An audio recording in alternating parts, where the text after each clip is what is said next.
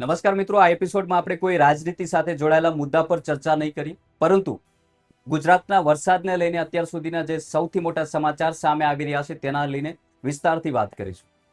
આપ સૌ જાણતા જશો કે અમરેલીમાં છેલ્લા 24 કલાકમાં ખૂબ જ ભારે વરસાદ પડી રહ્યો છે. આ સિવાય મીડિયા અહેવાલો અને વેધર મેપના માધ્યમથી જે આગાહી જણાઈ રહી છે તેના વિશે પણ વાત કરીશું કે આગામી 24 કલાક અને આવનારા દિવસોમાં ગુજરાતનું હવામાન કેવું રહેશે અને કયા વિસ્તારોમાં સૌથી વધારે વરસાદ પડી શકે છે. હું કોઈ આ એપિસોડના માધ્યમથી આગાહી નથી કરતો, પરંતુ જે મીડિયા રિપોર્ટના માધ્યમથી જે સમાચાર સામે આવી રહ્યા છે અને હવામાન વિભાગના જે અહેવાલો સામે આવી રહ્યા છે તેના આધારે હું તમને વિસ્તારથી સમજાવીશ. ગુજરાતમાં છેલ્લા 2 દિવસથી વરસાદે જે સ્થિતિ ઊભી કરી છે તેના કારણે અનેક જિલ્લાઓમાં લોકો ભારે મુશ્કેલીનો સામનો કરી રહ્યા છે. ખાસ કરીને સૌરાષ્ટ્ર અને દક્ષિણ ગુજરાતમાં ઘણી જગ્યાએ પાણી ભરાઈ ગયા છે અને અનેક ગામો જનજીવન સંપૂર્ણ ખોરવાઈ ગયું છે અનેક ગામોમાં. પરંતુ હવે સૌથી મોટો સવાલ એ પણ ઊભો થાય છે કે આગામી 24 કલાક કેવા રહેશે, કયા વિસ્તારોમાં ભારેથી અતિ ભારે વરસાદ પડી શકે છે જે વેધર મેપમાં જાણવા મળી રહ્યું છે તેના આધારે, અને ખાસ કરીને મીડિયા અહેવાલોમાં જે હવામાન વિભાગની આગાહી આવી રહી છે તે આગાહી શું છે. સૌથી પહેલા અમરેલીના જે વરસાદી દ્રશ્યો સામે આવી રહ્યા છે તેના પર નજર કરો, અને હજુ સુધી તમે અમારી ચેનલને સબસ્ક્રાઇબ નથી કરી તો કરી લેજો. સાથે જ બેલ આઇકન પર ક્લિક કરવાનું ભૂલશો નહીં, જેથી નવા એપિસોડની નોટિફિકેશન તમને મળતી રહે.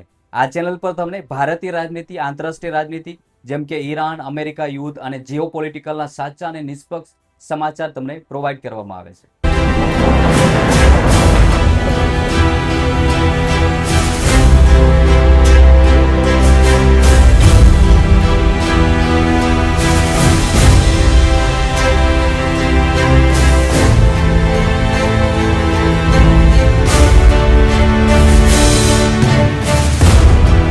હવે સૌથી પહેલા વેધર મેપને સમજીએ, કારણ કે અત્યારે ગુજરાત પર જે વરસાદ પડી રહ્યો છે તેની પાછળ એક નહીં પરંતુ એકથી વધુ હવામાન સિસ્ટમ કામ કરી રહી છે. અરબી સમુદ્ર તરફ એક મજબૂત સિસ્ટમ સક્રિય થઈ છે. બીજી તરફ બંગાળની ખાડી તરફથી આવતી ભેજ પણ આ સિસ્ટમને વધુ મજબૂત બનાવી રહી છે. આ બંનેની અસરના કારણે ગુજરાતમાં વરસાદનું જોર એકાએક વધી ગયું છે. ખાસ કરીને દક્ષિણ ગુજરાત અને સૌરાષ્ટ્રના વિસ્તારોમાં આ સિસ્ટમની અસર વધુ જોવા મળી રહી છે. આ કારણે છેલ્લા 2 દિવસથી ઘણા વિસ્તારોમાં ખૂબ જ ભારે વરસાદ નોંધાઈ રહ્યો છે. હવામાન વિભાગના જણાવ્યા અનુસાર આગામી 24 કલાક હજુ પણ ખૂબ જ મહત્વના છે. એટલા માટે જ ઘણા જિલ્લાઓમાં રેડ એલર્ટ અને ઓરેન્જ એલર્ટ જાહેર કરવામાં આવ્યું છે. લોકોને બિનજરૂરી ઘરની બહાર ન નીકળવા અને તંત્રની સૂચનાનું પાલન કરવા માટે અપીલ કરવામાં આવી રહી છે.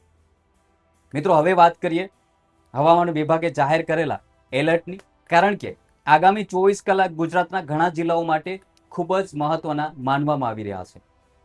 હવામાન વિભાગના જણાવ્યા અનુસાર જે અહેવાલો સામે આવી રહ્યા છે હવામાન વિભાગના, તેના અનુસાર આજે દક્ષિણ ગુજરાતના કેટલાક વિસ્તારોમાં રેડ એલર્ટ જાહેર કરવામાં આવ્યું છે. તેનો અર્થ એ નથી કે આખો દિવસ દરેક જગ્યાએ વરસાદ ખાબકી શકે છે, પરંતુ જ્યાં વરસાદ પડશે ત્યાં ખૂબ જ ભારે વરસાદ પડી શકે છે અને અમુક જિલ્લાઓ સાર્વત્રિક વરસાદ પણ નોંધાઈ શકે છે. નવસારી, ડાંગ, વલસાડ, દમણ અને દાદરા નગર હવેલીમાં રેડ એલર્ટ જાહેર કરવામાં આવ્યું છે. આ વિસ્તારોના લોકોને ખાસ સાવચેત રહેવા સૂચના આપવામાં આવી રહી છે. આ સિવાય સુરત, ભરૂચ, નર્મદા, તાપી, ભાવનગર, અમરેલી, ગીર સોમનાથ અને છોટા ઉદેપુરમાં ઓરેન્જ એલર્ટ આપવામાં આવ્યું છે. અહીં પણ ભારે વરસાદની શક્યતા હવામાન વિભાગે દર્શાવી છે.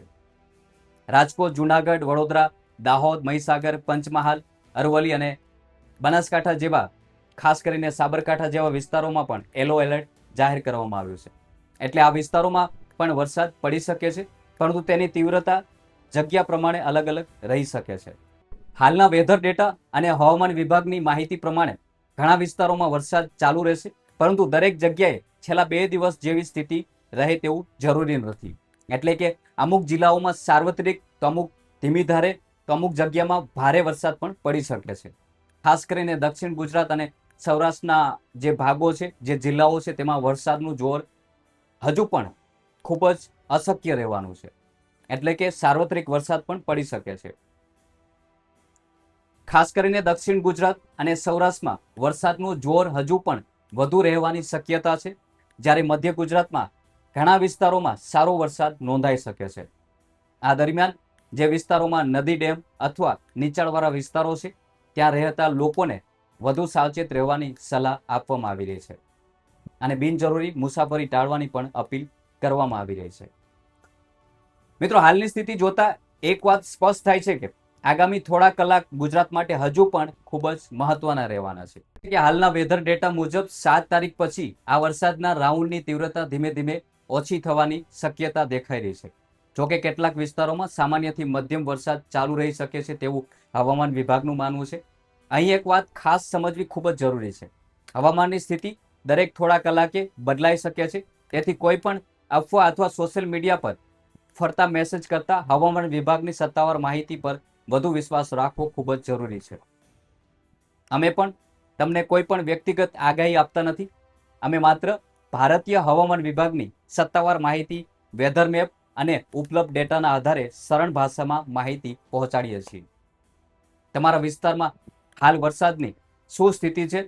શું હજુ પણ ભારે વરસાદ ચાલુ છે કે હવે પછી સ્થિતિ થોડી ધીમે પડી ગઈ છે? તેને લઈને તમારા મંતવ્ય કમેન્ટના માધ્યમથી જરૂર જણાવજો. અને આવી વધુ રસપ્રદ ન્યૂઝ સ્ટોરી જોવા માટે અમારી ચેનલ સાથે જોડાયેલા રહો અને ચેનલને સબસ્ક્રાઇબ કરવાનું ભૂલશો નહીં. જય હિન્દ.